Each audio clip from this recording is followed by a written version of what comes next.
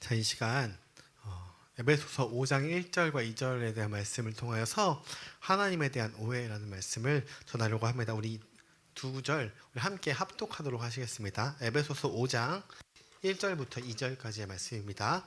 시작. 그러므로 사랑을 받는 자녀같이 너희는 하나님을 본받는 자가 되고 그리스도께서 너희를 사랑하신 것 같이 너희도 사랑 가운데에서 행하라. 그는 우리를 위하여 자신을 버리사 향기로운 제물과 희생 제물로 하나님께 드리셨느니라.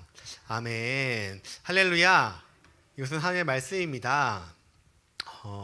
이 말씀이 쓰여져 있을 때 예수님께서 부활 후에 두려움과 허무함 그리고 공허감 속에 살고 있는 그 제자들에게 나타나셔서 처음 하셨던 말이 바로 샬롬입니다. 샬롬. 단순히 잘 지냈냐, 평안하냐 이런 등의 안부 그 이상을 묻고 있는 그것을 담고 있는 예수님의 이 약속과도 같은 말입니다. 그래서 이 성경이 말하는 이 샬롬은 하나님과의 평화를 말하고 있는데요. 그 하나님과의 그 평화, 평강, 화평한 관계 속에서 우리는 이 세상이 줄 수 없는 평안, 이 세상이 알 수 없는 평화, 우리가 아까 찬양한 것처럼 그런 세상이 느낄 수 없는 그런 기쁨과 만족감을 느낄 수 있는 것입니다. 그래서 이 샬롬이 어느 때보다도 더 필요한 시기가 지금이 아닐까 싶어요. 뉴스를 보면 굉장히 안 좋은 소식들이 많고, 그리고 우리나라뿐만 아니라 세계적으로 지금 막 너무도 안 좋은 소식들, 그리고 이 이상 기온들 이런 것들 때문에 굉장히 어려운 것들이 많은 이 시기입니다. 근데 이것이 최대치가 아니라 앞으로 가면서 우리가 경험해 보지 못한, 살면서 우리가 알지 못하는 것들이 더욱더 많이 펼쳐질 것이 우리가 알고 있잖아요. 그런데 그것들 가운데 그 누구도 쉽게 답을 주거나 해결할 수 있는 것이 없는 것입니다. 그럴 때 우리 마음 가운데 막연한 두려움과 불안감, 그리고 이 답답함으로 괴로워할 사람들에게 예수님은 이때에도 마찬가지고 지금도 마찬가지고 샬롬이라고, 세상은 평안을 줄 수 없지만, 세상은 만족할 수 없지만 하나님께서 이 샬롬을 통해서 우리에게 더욱더 그 깊은 차원의 믿음의 확신을 부어줄 것을 기대합니다. 아멘. 그런데 이 세상에 많은 것들이 변화하면서 불안한 시기일수록 우리는 조금 더 기본으로 돌아가서 이 신앙의 기초를 탄탄히 해야 되는데, 그런데 우리가 이 신앙이 아주 밑바탕되는 이 기초 가운데에서 하나님을 오해하는 것들이 몇 가지 있어요. 우리가 하나님의 말씀을 더 잘 알아가고 더 인격적으로, 인간적으로 우리가 하나님은 다가오시는데, 우리가 하나님을 성경에 있는 텍스트 구절 하나하나의 그 의미만 가지고 굉장히 다르게 해석할 때가 있습니다. 그래서 오늘 본문은 그런 것을 나누려고 합니다. 자, 오늘 본문에서 뭐라고 이야기했냐면 1절에 그러므로 사랑을 받는 자녀같이 너희는 하나님을 본받는 자가 되고. 자, 하나님을 본받는 자, 본받기 위해서 어떻게 해야 될까요? 하나님을 잘 알아야겠죠. 더 잘 알아야겠죠. 그리고 그분과 더 많은 시간을 보내야 할 것입니다. 그러면 우리는 그분이 이렇게 하셨구나 라는 것을 통하여서 우리가 하나님을 더 닮아갈 수 있는 것입니다. 하나님은 우리 모두 한 사람 한 사람에게 하나님의 마음에 있는 그 뜻과 계획들이 있습니다. 우리가 그분의 마음을 더 알아갈 때에 하나님이 나를 통하여서 이 세상에 역사하실 것들, 그 목적과 방향, 의미를 더욱더 발견해낼 수 있게 하시는 거예요. 그러나 제가 지금 드린 설명들 많이 알고 있는 내용이죠. 하나님을 알기 위해서, 하나님께 닮아가기 위해서 더 알아야 되고, 더 알았을 때 하나님이 길을 주신다. 이거 너무도 많이 알고 있는 것들인데, 그런데 이것은 기독교를 제외하고는 사실 굉장히 이해가 안 되는 이 말일지도 몰라요. 이러한 것들은요, 대부분의 종교들, 신들, 세계관 속에서 아주 독특한 이 기독교만의 특징이 바로 이러한 것입니다. 대부분의 신들은요, 우리가 이 세상의 종교라고 하는 것들, 많은 신들, 그리고 많은 세계관들이 있는데, 그것들 가운데 뭐가 꼭 있냐면 규율과 규칙들을 줄줄이 나열하고 끝냅니다. 우리의 인생을 돌아보면서 우리와 함께 한다든지 우리를 위하여서 뭔가 신적인 존재가 우리에게 뭔가를 해준다는 그 개념 자체가 존재할 수가 없어요. 신이 우리를 위하여서 뭔가를 한다. 이것은 이 기독교만에 있는 이 특징입니다. 왜 그럴까요? 왜냐하면 다른 신들은 살아있는 신들이 아니기 때문입니다.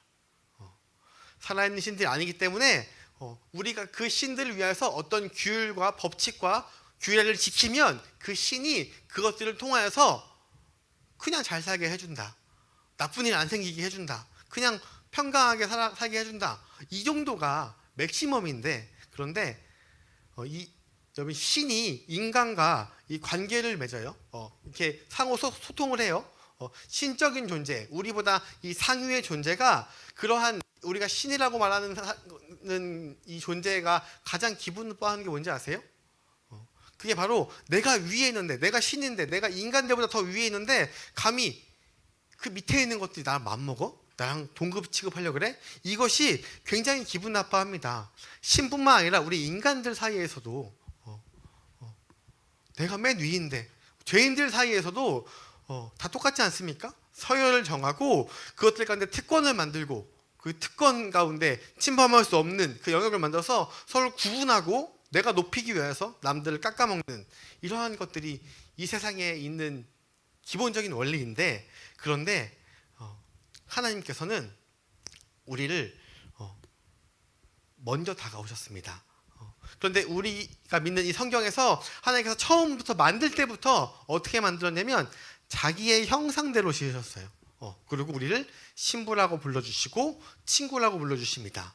그리고 아버지와 자녀의 관계로 만들어주고, 그리고 우리를 살리시겠다고 직접 자기를 희생해서 이 땅에 오는 게, 이것이 말도 안 되는 이야기인 것입니다. 오늘 본문 2절 볼까요?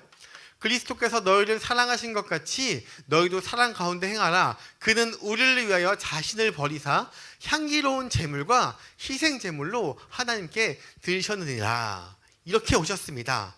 그런데 여기에 있는 말이 그냥 우리는 슬슬 읽어가잖아요. 그런데 굉장히 모순적인 말이 있어요.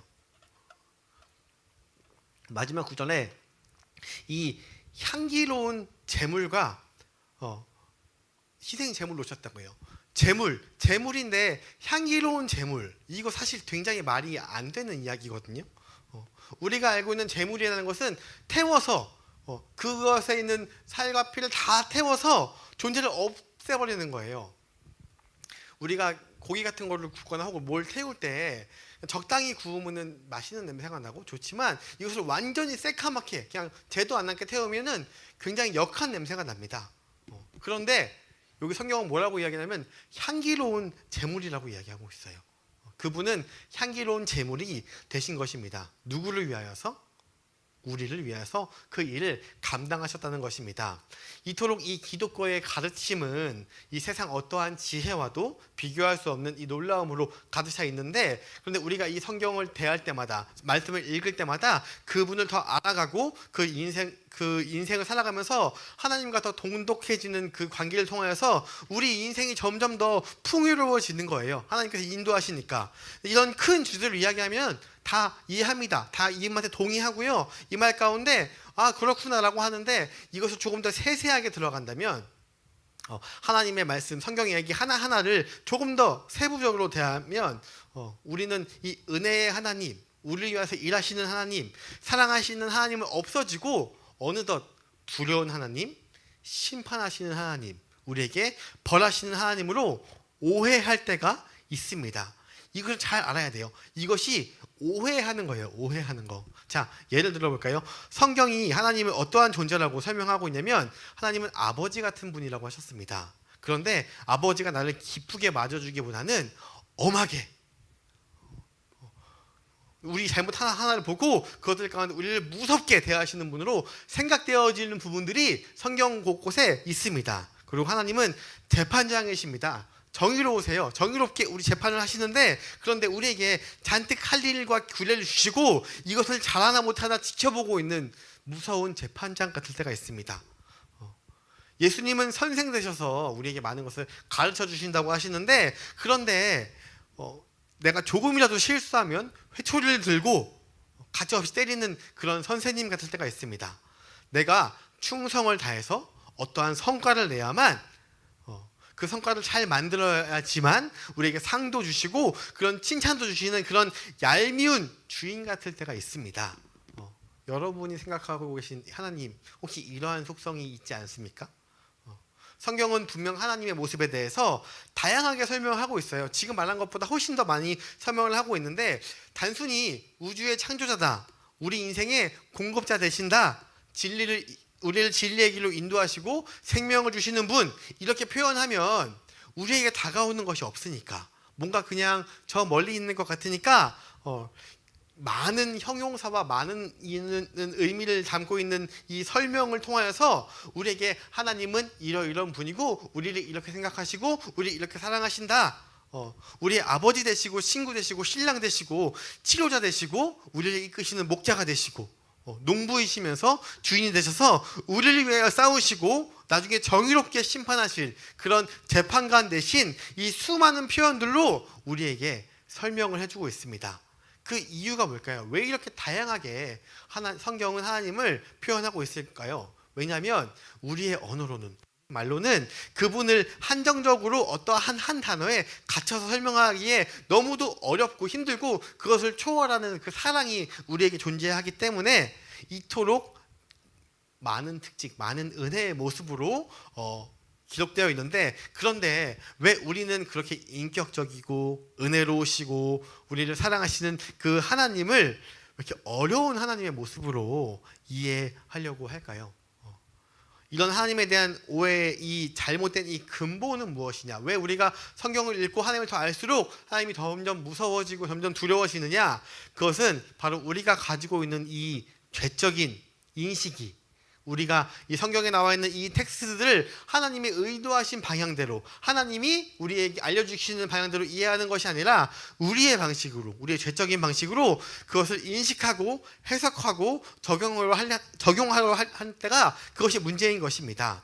분명히 하나님이 의도하신 바가 있어요.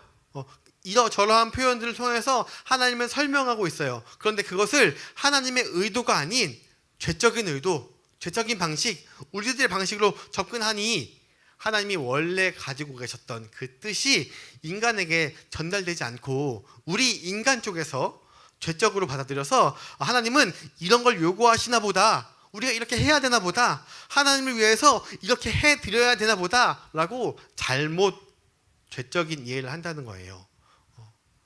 사람들이 큰 일을 당하거나 어려운 일이 당했을 때 이렇게 생각하는 사람이 있어요. 내가 하나님께 뭐 잘못했나? 왜 나한테 이렇게 힘들게 하시지? 그런데 아니에요. 그냥 그 일이 온 거예요. 하나님과는 전혀 상관없이 그 일이 온 겁니다. 그런데 꼭 내가 뭔가를 잘못하고 내가 신앙생활을 잘 못하고 내가 교회를 잘 안 다니고 헌금을 조금 하고 해서 하나님이 나를 지금 이렇게 치시고 계시나? 라고 생각을 할 때가 있습니다. 이것이 바로 죄적인 생각인 것입니다.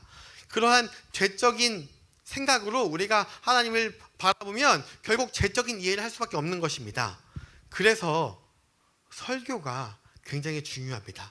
우리가 어떻게 하나님을 이해하는 것을 우리가 각도를 잡고 가는가, 이 틀을 가지고 하나님을 바라보는가, 성경의 말씀들이 지금 이 순간에 이러이러한 맥락으로 우리에게 어떻게 표현되어 있는가, 우리가 공동체 안에서 이런 것들을 나누고 예배하고 말씀 듣는 것이 바로 이 설교인 것입니다. 내가 가지고 있는 이 죄적인 방식으로 성경을 읽고 나면 하나님이나 다른 동네 신이나 별 다를 게 없는 것처럼 보일 수밖에 없습니다. 우리가 뭔가를 해야만 우리에게 주시는 하나님이 돼버리는 것입니다. 결국 나하기에 달렸고 극단적으로 헌신하며 충성해야만 그래야만 하나님이 좋아하시지, 그래야지 나에게 상 주시는 하나님이시지, 이것밖에 될 수가 없는 것입니다. 하나님이 원래 계획하시고 하나님이 원래 의도한 대로 풍성함을 누리고 기쁨과 만족과 그리고 그 성경을 통해서 나를 얼마나 사랑하시는지를 발견할수록 예배가 사모되고 하나님의 말씀이 기대되어야 되는데, 근데 그렇지 못하는 이유는 나의 죄적인 인식과 그 사고로 인해서 하나님을 잘못 알아가고 있는 것이에요. 그러니까 우리가 설교할 때 이거 내가 너무 찔리는 거야, 못 듣겠어, 혹은 이거 나한테 하는 말인가? 그냥 그 성경에 써 있는 거예요. 그 상황이 나와 적용이 딱 있는 것이지. 그래서 오늘은 우리가 말씀을 볼 때 우리 가지고 있는 그 오해들을 크게 이 세 가지 부분으로 나눠서 설명을 하려고 합니다. 내가 말씀에 이러한 오해들을 하고 있었구나. 하나님이 그런 의도로 설명하신 게 아닌데 내가 잘못 알고 있었구나. 이런 것들을 더 알아가면서 말씀을 대하고 하나님을 알아가는 기쁨이 오늘 예배 시간에 더 있기를 소망합니다. 자, 그렇다면 첫 번째 오해, 우리가 성경을 읽을 때 가지게 되는 하나님에 대한 오해, 첫 번째, 누가인 것입니다. 성경에 나오는 그 인물들은요, 두 가지가 있는데요. 항상 일하는 주체와 그리고 또 수혜를 받는 대상이 있어요. 일하는 주체, 뭔가를 하고 뭔가를 해주고 그를 섬기고 그를 위하여 일하고 있는 그 주체가 있어요. 그러면 이 주체가 있으면 반대로 이 주체를 통하여서 누가 가장 큰 수혜를 얻느냐, 누가 가장 큰 득을 얻느냐, 이것에 대한 결과가 있을 것이에요. 이 결과를 누가 하느냐, 이 두 대상이 있다는 것이에요. 누가 일을 해야 하는가, 그 일을 통하여서 누가 수혜를 받는가, 이것에 대한 그 이해를 먼저 바로 잡고 나가야 하는 것입니다. 자, 성경은 우리를 죄인이라고 이야기합니다. 하나님과 분리되어서 죽어있는 상태, 그런데 스스로 살아있고 내가 능력이 있어서 하나님 없이도 살 수 있어요 라는 이 착각을 했던 것이 바로 우리 인간들입니다. 그런데 그런 인간을 위하여서 하나님이 어떠한 분인지를 가르쳐 주시고 일하시고 그 인간을 섬기시고 우리 인간을 고쳐주시고 기적을 베푸는 분, 일하는 분이 바로 이 하나님이라는 것이에요. 성경은 우리를 죽어있는 자, 죄인이었던 자, 하나님과 분리되어 아무것도 몰랐던 자라고 설명을 하는데, 그러한 죽어있는 자를 살리기 위하여서, 가르쳐주기 위해서 원래 있었던 가장 중요한 계획, 하나님과의 회복, 샬롬을 이루기 위해서 누가 일하는 거예요? 하나님이 일하셔야만 하는 거예요. 우리가 할 수 있는 부분이 아니에요. 이것은 하나님이 하시는 것입니다. 이것이 바로 성경의 바로 일관적인 논조가 되는 그러한 관계인 것입니다. 성경 66권 내내 하나님이 일하십니다. 하나님이 일하시는 분, 그 하나님의 일하심에 대한 결과가 바로 구원, 생명, 영생, 샬롬, 천국에서의 삶, 이 수많은 성령의 열매들, 이거 누구한테 수혜될까요? 우리 인간들, 우리들. 바로 이 일하심에 대한 결과가 바로 우리가 수혜를 받게 되는 것입니다. 이 방향성을 우리가 잘 알아야 돼요. 하나님은 약속하십니다. 그분이 스스로 일하셔서 우리를 구원하시겠다는 그 약속을 하십니다. 우리를 살리시겠다는 그 선포를 하신 것이에요.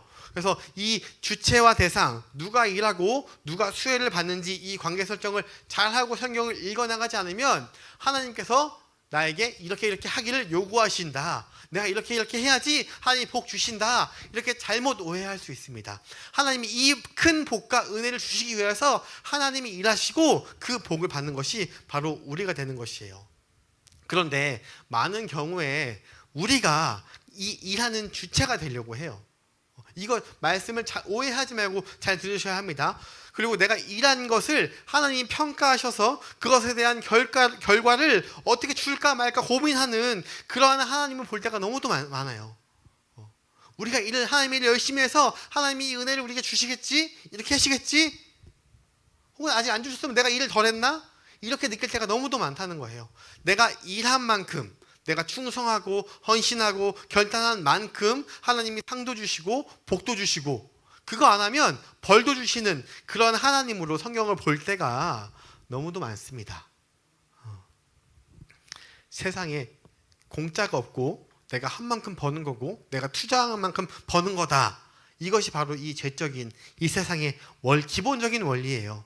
아주 근본적인 이 원칙으로 이 세상에 박혀있기 때문에 그것이 하나님에게마저도 적용이 되어서 내가 어떻게 해야 하나님이 더 이쁨 받지? 라는 시선으로 성경을 보게 되는 것이에요. 하나님께 더 이쁨 받기 위한 것이 나쁜 것이 아니에요. 근데 이것이 주가 되어서 내가 어떻게 일해야지, 이것이 바로 우리가 굉장히 하나님을 믿을 때 큰 오해를 한다는 것입니다. 성경에 있는 그 너무도 많은 부분들은 인간이 하나님을 떠나서 얼마나 어려움을 겪었는지 구약 내내 볼 수 있습니다. 하나님과 함께하면 행복하게 할 수 있는데 우리 인간이 그것을 떠나서 많은 시련과 고통과 나라가 쪼개지기까지 하고 나라가 없어지기까지 하는 그러한 것들이 적혀 있는 것을 구약 내내 볼 수 있습니다. 그 어려움을 겪고 있는 그 인간들을 향하여서 직접 하나님이 오셔서 구원하신다는 이야기, 그것이 바로 복음서. 그 구원을 받은 사람들이 그 구원의 감격과 감사로 하나님을 더 알아가며 이웃과 동행하며 이웃에게 어떻게 복음을 더 나누어야 하는지 그것을 이야기하는 것이 바로 이 서신서들입니다. 우리가 이러한 큰 틀로 성경을 봐야 하나님이 나에게 먼저 이 일을 해주셨구나, 하나님이 나에게 먼저 이렇게 해주셨구나, 그러면 나도 이렇게라도 살아볼래. 이렇게 살아야 복 주는 것이 아니라 하나님이 주셨으니 나도 그렇게 살아가야 되겠다, 예수님을 닮아서 살아가야 되겠다, 하나님이 나에게 이렇게 해주셔서 내가 가만히 있을 수 없지, 이 감격, 이것을 통해서 내가 이것을 해야겠다, 이것이 너무도 자연스러운 신앙의 모습입니다. 그런데 너무도 많은 경우, 그럼 내가 뭘 더 해야 되지? 뭘 더 해야 하나님께 큰 상급을 받고 하나님께 인정받지? 아닙니다. 자녀는, 우리가 하나님의 자녀라고 그랬는데, 자녀는 그 자녀의 있는 모습 그대로도 부모에게 가장 사랑스러운 존재인 것입니다. 우리가 이 정체성을 먼저 가져가야 될 줄 믿습니다. 성경에는 제가 지금 말씀드린 것처럼 하나님의 말씀을 죄적으로, 인간적인 방식으로 받아들이고 자기 마음대로 해석해서 우리가 하나님을 오해하듯이 하나님에 대한 이 잘못된 개념들을 가진 예들이 덜어 있습니다. 그 첫 번째가 바로 모세입니다. 모세. 출애굽기 3장 9절부터 11절 우리 다시 한번 읽어볼까요? 시작. 이제 가라, 이스라엘 자손의 부르짖음이 내게 달하고 애굽 사람이 그들을 괴롭히는 학대도 내가 보았으니 이제 내가 너를 바로에게 보내어 너에게 내 백성 이스라엘 자손을 애굽에서 인도하여 내게 하리라. 모세가 하나님께 이르되 내가 누구에게 바로에게 가며 이스라엘 자손을 애굽에서 인도하여 내리까? 하나님께서 이스라엘 백성들을 이제 애굽에서 구해내기 위해서 그 큰 계획을 가지고 계셨어요. 그래서 모세에게 오셔서 모세뿐만 아니라 바로한테도 하나님이 어떠한 분인지, 그리고 애굽 땅에서 있는 다양한 신들을 지금 애굽 땅에서 믿고 있는데 그 신 중에서 진짜 신이 누구인지를 가르쳐 주시기 위해서 하나님을 드러낼 방편으로, 하나님을 이제 많은 사람들에게 보여줄 방편으로 이 출애굽이라는 계획을 가지고 이 사건을 이끌어 가실 거예요. 그래서 이 일에 함께 하기 위한 사람으로, 하나님이 계획하신 것을 함께 하기 위한 사람으로 이 모세가 부름을 받았습니다. 여기에서 누가 일하신다고 되어 있냐면 10절에 이제 내가 너를 바로에서 보내어 내가 너에게 내 백성 이스라엘 자손을 애굽에서 인도하여 내게 하리라. 자 보세요. 하나님의 백성이, 하나님이 자기가 모세를 바로에게 보내어서 내 백성을 내가 인도하겠다라고 지금 10절에 이야기하고 있습니다. 모세가 이 말을 자연스럽게 들었다면, 물론 지금 이 모세는 갑자기 막 나무에 불이 붙고 이런 상황 가운데 당황할 만한데, 근데 놀라고 있는 상황 가운데 이 죄인인 모세가 어떻게 반응했냐면, 모세뿐만 아니라 우리들도 아마 죄적인 상태이기 때문에 이렇게 반응할 것입니다. 11절에 모세가 하나님께 아뢰되 내가 누구에게 바로에게 가며 이스라엘 자손을 애굽에서 인도하여 내리까? 여기서 말하는 내가는 누구예요? 모세. 하나님께서는 내가 인도한다고 했는데 모세는 지금 내가 누구에게 바로에게 가서 그것을 이스라엘 자손을 인도합니까? 이해가 가시나요? 내가 누구이기에? 저는 이 뒤에도, 저는 말도 못하고 나이도 많고 능력도 많고, 이 후반절에 이 3장 전체를 모세가 하나님과 계속 입씨름하는 것이 바로 이 출애굽기 3장의 말씀인데, 하나님은 내가 할 거야, 내가 계획하고 내가 계획해서 너를 통하여서 그것들을 이룰 거야 라고 이야기해도 모세는 저는 못합니다, 저는 능력이 없습니다, 저는 말을 못합니다 라고 이야기하고 있는 것입니다. 죄인인 저와 이 세상에 살아가고 있는 사람들이 딱 이렇다는 것입니다. 성경을 볼 때에 하나님의 일하심, 하나님이 우리를 위해서 어떻게 무엇을 이루어 놓으셨는지, 그리고 어떤 일을 약속하셨는지를 다 가득히 설명한 책이 바로 이 성경임을 우리가 기억해야 할 것입니다. 저번 주 말씀 신앙의 열매라는 주제로 사랑과 희락과 화평과 오래 참음과 자비와 양성과 충성과 온유와 절제, 이것은 우리가 무엇을 해야 어떻게 해야 이 복을 주는 것이 아니라 이 복을 이미 우리에게 주셨습니다. 우리가 하나님이라는 그 나무 가지에 젖붙어 있기만 한다면 하나님께서 영양분을 주시고 우리를 통해서 그 열매를 나라는 가지를 통해서 열리게 하시는 것이에요. 이러한 주체, 그리고 수혜자, 누가 일하고 그것을 누가 받는지 이 큰 틀을 우리가 잘 이해해야 하는 것입니다. 마태복음 5장 13절에 너희는 세상의 소금이니 라고 했는데, 그런데 여기 예수님께서 하신 말인데, 예수님이 너희가 더 짠 소금이 돼야 돼, 너희가 더 짠 소금이 되게 노력해야 돼 라고 한 것이 아니라 너희가가 아니라 너희는 이미 소금이라고 선포하신 것입니다. 그래서 하나님이 우리에게 선포하시고 약속해 주셨습니다. 그럼 우리가 짠맛을 못 내는 것 같으면 어떻게 기도해야 할까요?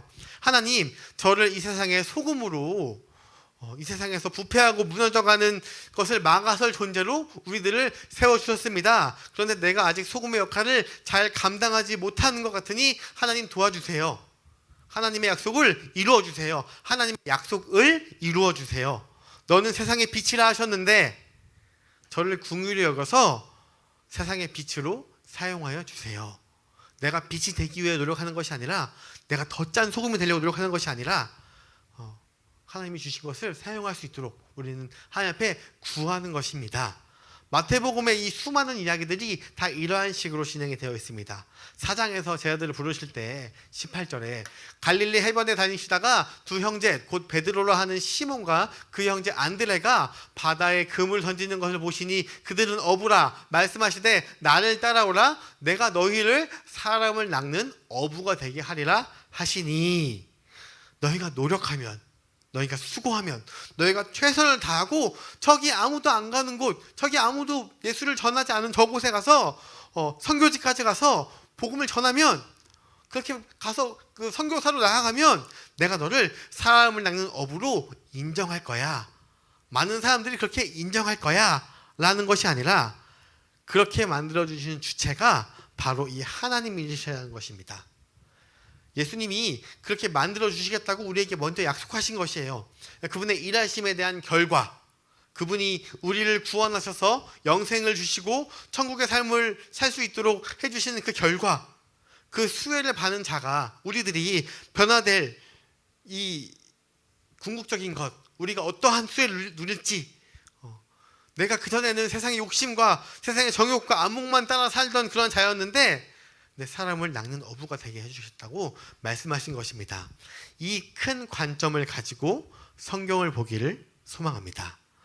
하나님께서는 어떠한 일을 하셨는가, 하나님이 어떻게 우리에게 무엇을 약속하셨는가, 우리에게 어떠한 약속을 주시는가, 이것을 가지고 성경을 대할 때 하나님에 대한 풍성함과 하나님에 대한 기쁨이 우리 안에 더욱더 살아날 줄 믿습니다. 할렐루야.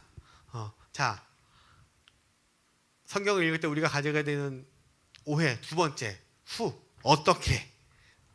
하나님은 우리를 어떤 방식으로, 어떤 모습으로, 어떤 관계를 맺길 원하시는지 그것을 잘 알아야 합니다. 성경은 아주 철저하게 우리에게 무엇을 주시냐면 자유를 주죠. 자유. 성경은 우리를 억압하고 구속하고 우리 행동을 제한하는 것이 아니라 성경 내내 하나님은 우리에게 자유를 주시는 것이에요. 이것이 하나님이 일하시는 방식인 것이에요. 하나님은 아주 근본적으로 철저하게 처음부터 끝까지 우리에게 이 자유라는 것을 빼놓지 않고 우리에게 주셨어요. 처음부터 끝까지 우리에게 완전한 자유를 주셨습니다. 그것이 바로 선악과였어요. 선악과. 선악과는 우리의 행동을 억제하기 위해, 다 할 수 없지만 그것을 못하게 하기 위해, 우리를 저주하기 위한 그 시험의 수단이 아니었습니다. 정반대예요. 우리에게 완전한 자유를 주시기 위해서. 이게 어떤 자유였습니까? 하나님을 따를 수도 있고 하나님을 선택하지 않을 자유도 주셨다는 것이 바로 이 선악과의 이야기인 것입니다. 이 선택이 언제부터 주어졌냐면 창조주로부터, 하나님으로부터 주어진 것이에요.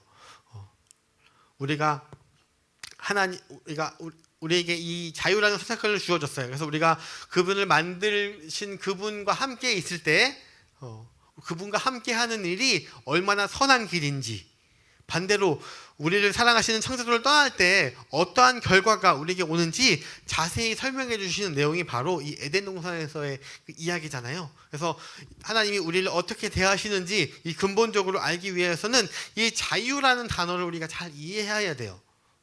자유를 주셔서 완전한 사랑으로 그분과 관계 맺기를 원하셨다는 것을 이 성경의 이야기를 통해서 우리는 배워야 할 것이에요. 이 자유라는 것을 통해서 우리를 억압하는 것이 아니라 이 자유를 통해서 하나님과 화평하고 하나님과 사랑하고 하나님과 올바른 길을 가기를 원하시는 것이 바로 이 하나님의 마음인 것입니다. 그런데 우리 인간이 하나님과의 이 자유와 사랑의 관계, 인간적인 관계를 선악과를 먹음으로써 떠나게 되셨죠. 그래서 우리가 하나님의 방식을 택하지 않은 것입니다. 그 결과가 죽음과 사망이었어요. 하나님의 원리가 아닌 죄의 원리가 이 세상을 움직이게 된 계기가 됐습니다. 내 인생에 어려움과 고민과 괴로움과 절망이 찾아오는 이유는 하나님이 그것을 주신 것이 아니라 내가 하나님을 떠나서 죄적인 선택을 했기 때문에 그 죄에 대한 결과로 나온다는 것, 잘 이해하셔야 됩니다. 하나님과 떨어져 있기 때문에 지금 내가 힘들고 괴로운 것이 아니라 이미 그 결과로 내가 하나님과 붙어 있어도 이 세상에 살고 있을 때에는 그것이 누구도 오는 것입니다. 왜냐하면 이미 그 선택을 했습니다.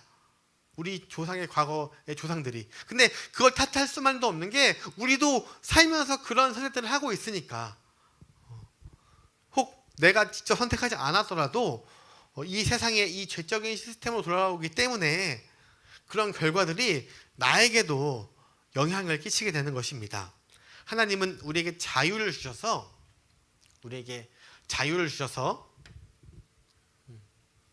우리에게 완전한 사랑의 관계를 맺기를 원하시지만 죄의 결과로 이러한 세상의 악과 고통이 존재하게 되었다는 것을 성경을 통해서 이해하지 않으면 내가 하나님과 멀어 있으니까 내가 지금 이렇게 고통받고 있나?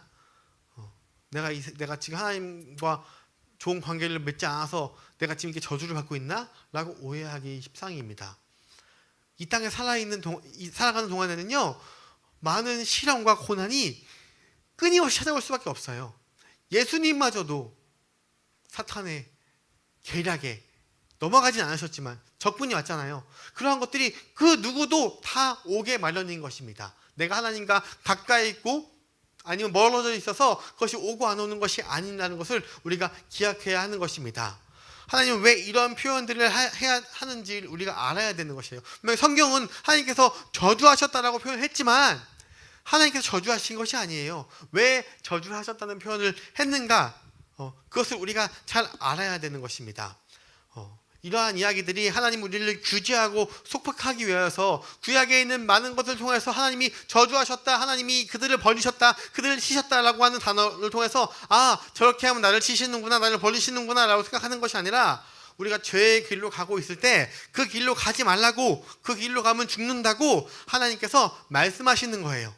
하나님이 완전한 자유와 완전한 사랑의 관계를 원하셨는데 그런데 그것을 원치 않아 떠났기 때문에 그 결과 앞으로 겪게 될 그 일들까지도 하나님께서 계속 미리 설명해 주시는 것입니다. 다른 예를 하나 들어볼게요. 자, 의사가 있습니다. 환자가 찾아왔어요. 이 친구 관계인데 친구인 환자가 친구인 의사를 찾아와서 진단을 해봤는데 암에 걸렸어요. 암에. 그래서 이 의사가 환자에게 어떠한 이야기를 해줘야 될까요? 너 잘 들어. 너 지금 암에 걸렸어. 그래서 지금부터 해왔던 모든 패턴들을 싹 바꿔야 돼. 너가 지금 먹는 음식들 다 바꿔야 되고, 술도 끊고 담배도 끊어야 돼. 너가 여태까지 했던 대로 그냥 흥청망청 살면 너 죽어. 이렇게 얘기했어요. 이게 의사가 환자를 향해서 저주를 쏟아붓는 것일까요? 아니죠. 이 죽음과 사망 속에서 헤매이는 우리를 향해서 우리를 살리시기 위해서 하나님께서 하신 말씀들이 저주가 아니라는 것이에요. 의사는 환자를 살리길 원합니다. 단순히 그냥 윽박지르는 것이 아니라 살릴 수만 있다면 지금 들은 예보다 더 극단적인 예를 들 수 있는 것입니다. 그렇게 우리를 살리고자 일하셨던 분이 바로 이 하나님이라는 것입니다. 자, 큰 이 과정 속에서 하나님을 바르게 이해하여야만 우리가 하나님이 어떻게 일하시는가를 이해하고 말씀을 볼 수 있는 것입니다. 그러한 하나님의 방식을 이해하면서 성경의 스토리들을 더욱더 풍성하게 누릴 수 있는 저와 여러분이 되기를 소망합니다. 자, 그렇다면 마지막, 하나님은 왜 이러한 일들을 하실까요? 하나님은 사랑입니다. 사랑.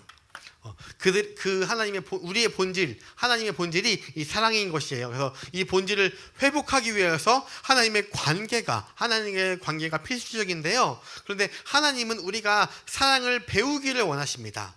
하나님이 사랑이심을 우리가 알게 하기 위해서 많은 성경들로 알려주시고요, 더욱 돈독히 하기를 원하십니다. 그 관계 속에서 쌓여져가는 그 스토리들이 우리가 하나님을 위해서 살아갈 때에 쌓여있는 그 많은 기도 응답과 하나님의 사랑의 증거들이 우리 인생의 엄청난 그 열매들로 맺어지게 될 것입니다. 우리는 하나님을 어떻게 보고 있습니까? 성경을 볼 때에 하나님께서 왜 이러한 일들을 하시는가 이렇게 질문할 때 어떠한 답을 얻고 계시나요? 이렇게 사랑하는 관계 속에서 우리를 찾으시고 가르치시며 희생하시는 하나님을 보십니까? 아니면 염라대왕 같이 심판하는 자로 보고 있습니까? 성경에 많은 기적들이 나오고 초자연적인 것들이 나오는데 이면의 가장 근본적인 것이 뭐냐면 하나님의 동기, 왜 그러한 기적들을 행하시고 그러한 자연들을 하셨는지, 그 하나님의 마음이 무엇인지를 우리가 먼저 알아야 되는 것이에요. 그래야 우리의 신앙 색깔과 그리고 성경을 이해하는 그 폭이 더 넓어진다는 것입니다. 그 과정들을 하신 이유가, 많은 이적들을 하신 이유가 내가 하나님이다라는 것을 뽐내기 위한 것이 아니라 우리를 사랑하셨기 때문에, 매일의 일상 속에서, 매일의 과정 속에서 우리의 순간순간마다 하나님과 교제하고 하나님의 뜻을 더 알아가고 그분과의 스토리를 만들어가는 것, 이것이 하나님은 왜 일하시는가, 왜 일하셨는가에 대한 이유라는 것입니다. 관계를 맺기 원하시는 그 하나님의 마음을 성경을 통해 더 많이 발견하길 원합니다. 오늘 본문 1절 말씀에 그러므로 사랑받는 자녀같이 너희는 하나님을 본받는 자가 되고, 사랑받는 자녀같이, 먼저 사랑받는 자녀같이라고 얘기하고 있습니다. 그리고 2절에 그리스도께서 너희를 사랑하신 것 같이 너희도 사랑 가운데 행하라. 너희도 사랑 가운데 행하라 전에 항상 나오시는 말이 그리스도께서 너희를 사랑하신 것 같이인 것입니다. 이것을 아는 자들이, 하나님께서 사랑하시는 것을 아는 자들이 그렇게 행할 수 있는 것이에요. 사랑하는 자녀만이 향기로운 제사를 드릴 수 있는 거예요. 향기로운 제사가 아닌 나의 의와 나의 열심, 나의 업적을 위해서 드리는 제사, 향기롭지 않습니다.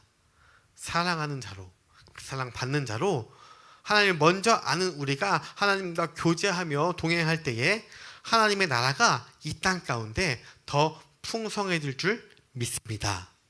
기도하겠습니다. 주님, 주님의 그 사랑하는 마음을 더 알게 하여 주시옵소서.